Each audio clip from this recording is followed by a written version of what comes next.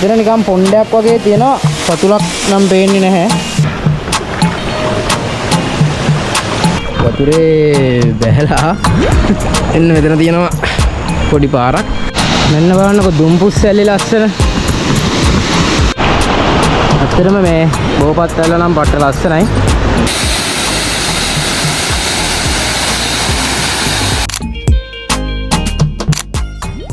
Hello travelers, good morning. ඉතින් ඔන්න අද අපි අලුත් සංචාරයකින් යනවා කුරුවිට එරත්න සයිඩ් එකේ තියෙන දියඇලි කවර් කරන්න. මොකද මේ දවස්වල තියෙන වැස්සත් එක්ක දියඇලි මේ ඇක්ටිව් වෙලා තියෙන්නේ. ඉතින් අද ලස්සන දියඇලි ටිකක් බලන්න තමයි අපේ ප්ලෑන් එක තියෙන්නේ. අපි දැන් ඉන්නේ කුරුවිට ටවුන් එකට කිට්ටු කරලා. එන්න මේ පන්සල ගාව නතර කරා. අද ට්‍රිප් එකට මාත් එක්ක මෙනූෂ සෙට් වෙනවා.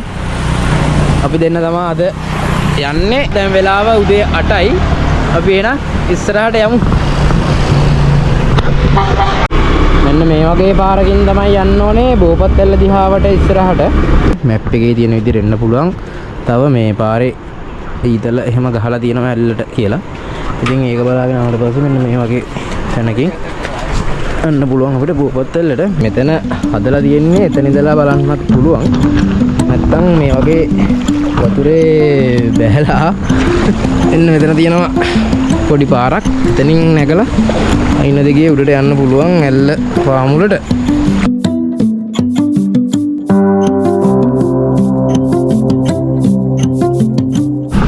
අර විදියට අතනින් ඇල්ල කඩාගෙන හැල්ල පල්ලෙහාට ගලාගෙන යනවා. මේ වගේ හොඳට හදිච්ච අඩිපාරක් තියෙනවා. මෙතනින් අපිට පුළුවන් ඇල්ලේ පාමුල දිහාවට මෙන්න මේ විදියට ඉස්සරහට යන්න. එන්න බලන්න ඇල්ල.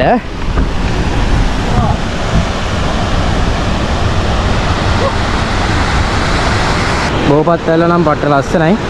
තව මේකේ වතුර වැඩි වෙනවලු මේ ගල් තලාවෙන් මේ වෙන්න. එතකොට තවත් ලස්සනයිලු.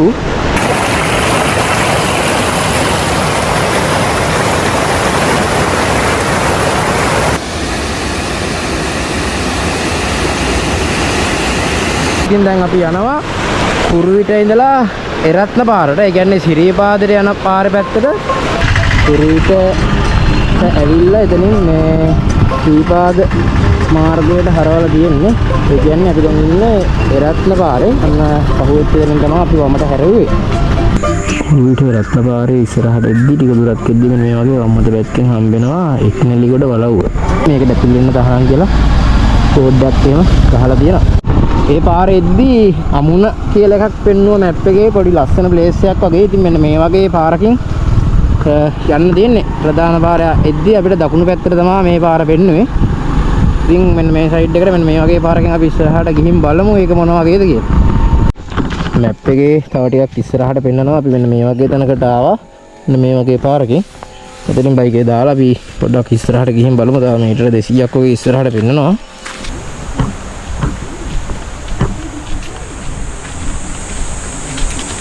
අපිට මේ ගමන් සගයකුත් සෙට් වුණා වෙන්නේ. යාළුවත් එක්ක අපි යනවා ඉස්සරහට මේ අමුණට.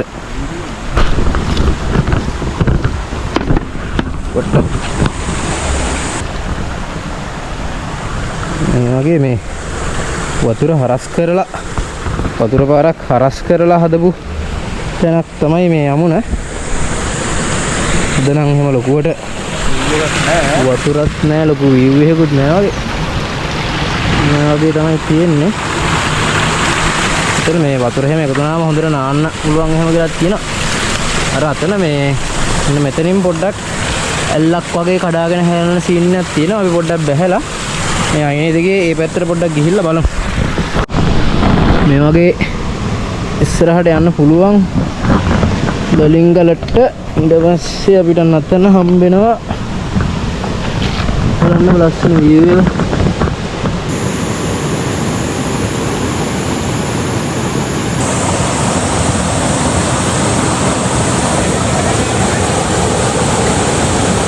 අමුණ ගාව ඉඳලා පාරට ඇවිල්ලා දැන් මේ රත්න පාරේ පල්ලෙහාට යන ගමන් ඉන්නේ. ඒ අද්දි අපිට ආපහු හම්බෙනවා ලක්ෂාවල කියලා එකක්. එන්න ඒ දිහාවට තමයි අපි දැන් යන්නේ.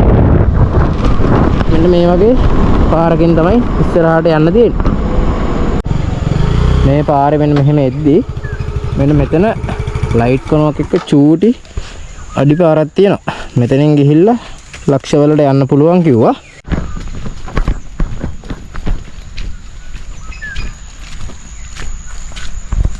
මෙන්න මේ වගේ අර පාරෙන් පොඩ්ඩි දුරක් එද්දි මෙන්න මේ වගේ ලස්සනට මේ තියෙනවා ලක්ෂාවල කියන තැන.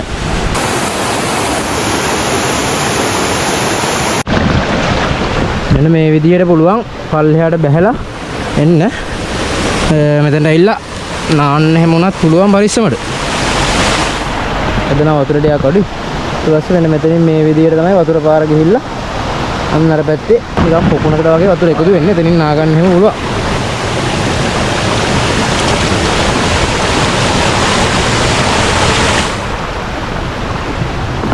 අපි දැන් ආපහු මෙතන මේ රක්ෂාවල කියන තැන බලලා එතන චුට්ටක් කළා ඉඳලා ෆොටෝස් අරගෙන දැන් ආපහු බයික් එකේ දාලා ගෙදරට ආවා. දැන් අපි ඊළඟට යන්නේ සූදගල ඇල්ල කියලා කියන තැනට.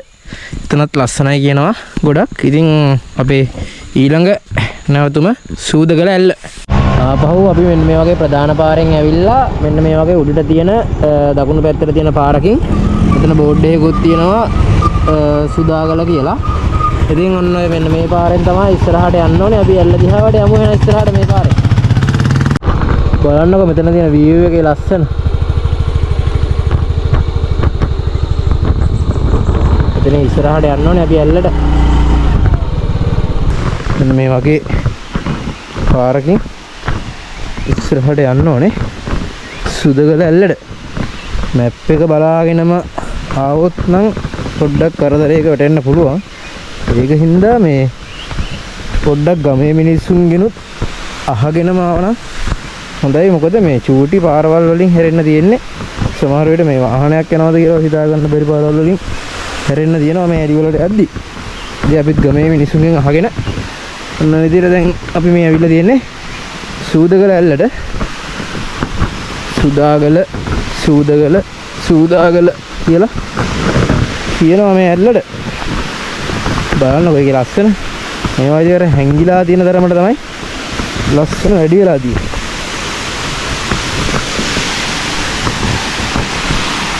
මේ විදිහට ඇල්ල කඩාගෙන හදනවා.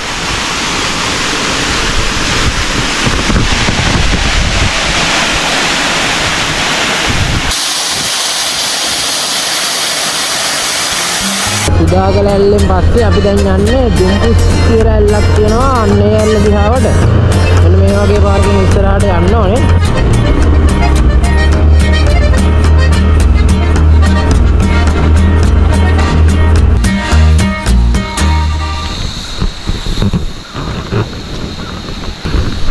මේ හරිය මේ වතුරට වැඩි බහින්න එපා කියලා තමයි හැමදාම බෝඩ් ගහලා තියෙන්නේ. මේ ශනිකව වතුර වැඩි වෙන නින්දා.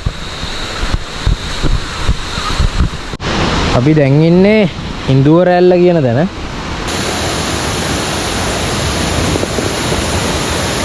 පල්ලෙහා අපිට හම්බ වෙනවා ඉන්දුවර ඇල්ල.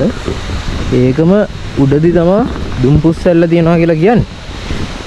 අපි මෙන්න මේ වගේ උඩට ගිහිල්ලා බලමු මේ දුම්පුස් ඇල්ලට යන්න.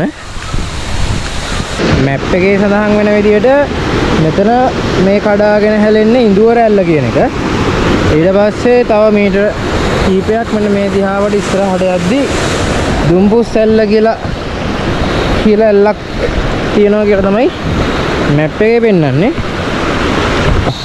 මෙන්න මේ විදිහට අපිට පල්ලෙහා තියෙන ඉන්දුවර ඇල්ල පහු කරගෙන ඒ දිගේ උඩට මෙන්න මේ විදිහට එද්දි අපිට මෙන්න මෙතනින් හම්බ වෙනවා දුම්පුස් ඇල්ල කියන එක.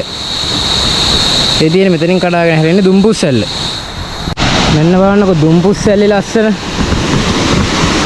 ඒක නම් මාරම ගතියල්ලා.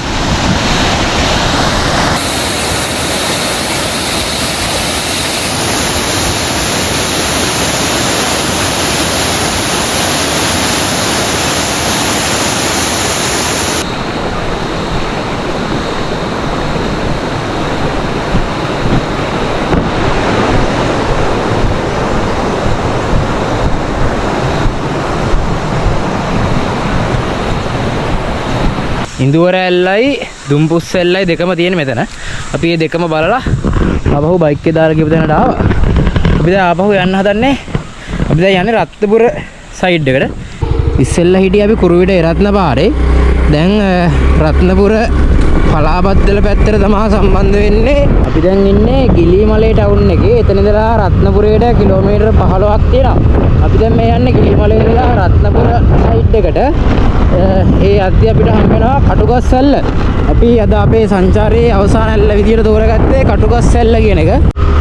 රත්නපුර පලාබත්තල එහෙම නැත්නම් වේවැල්වත්ත වගේ පාර තියෙනවා. ඒ පාරේ ඇවිල්ලා දකුණට තියෙනවා මෙන්න මේ වගේ පාරක්. මේ පාරෙන් තමයි ඉස්සරහට යන්න ඕනේ ඇල්ලට යන්න. අපි දැන් ඇවිල්ලා ඉන්නේ කටුගස්සැල්ල කියන තැනට. මෙන්න මේ වගේ චුට්ටක් ඉස්සරහට ගියාම අපිට පුළුවන් කටුගස්සැල්ලට යන්න. අපි දැන් ඉන්නේ මේ කටුගස්සැල්ල කියන තැන. මේක නම් සෑහෙන්නම අඩු වතුර ප්‍රමාණයක් තමයි තියෙන්නේ. වතුර ගොඩක් මඩුයි මේ. පොඩි වතුර ප්‍රමාණයක් තියෙන්නේ. ගොඩක් තමයි ගල් තලාව පැදිලා තියෙන්නේ.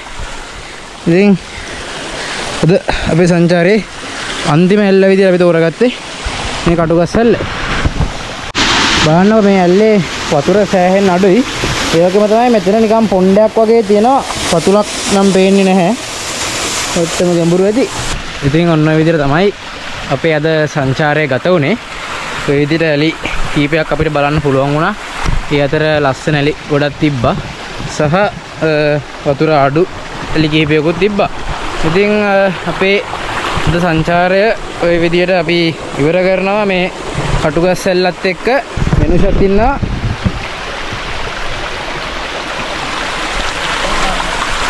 අද අපේ රත්නපුර ඇලි වන්දනාව මෙතන ඉවර වෙනවා. අපෝ සංචාරයේ සෙට් වෙමු.